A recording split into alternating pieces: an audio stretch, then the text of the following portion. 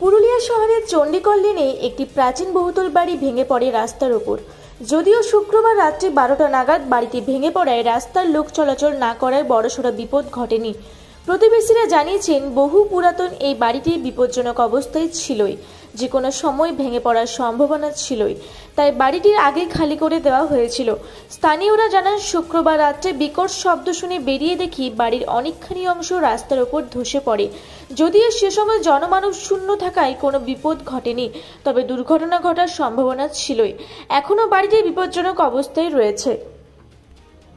তো প্রাচীন বাসিন্দা বলাই যায়, বহুত পুরানো ব্যক্তি আপনি।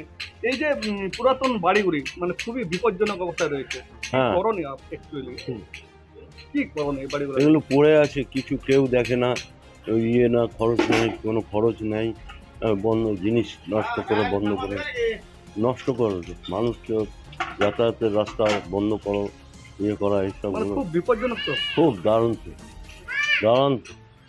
আপনারা এগুলো তুলে ধরা দরকার। দুর্ঘটনা তো ঘটতে পারে। হ্যাঁ, আরামসে চোখের উপরে আমরা দেখতে পাচ্ছি। বিপজ্জনক আছে। হ্যাঁ, মারাত্মক। আপনার নাম? হ্যাঁ, দেখবেন আপনারা। আপনার নাম? আমার নাম বিপুল ব্যানার্জি। Thank you. বলছি, এই যে বাড়িগুলো পুরুলিয়া শহরে দেখছেন, কি অবস্থায় রয়েছে? খুব খারাপ অবস্থায়। কি হতে পারে? পড়ে যেতে পারে।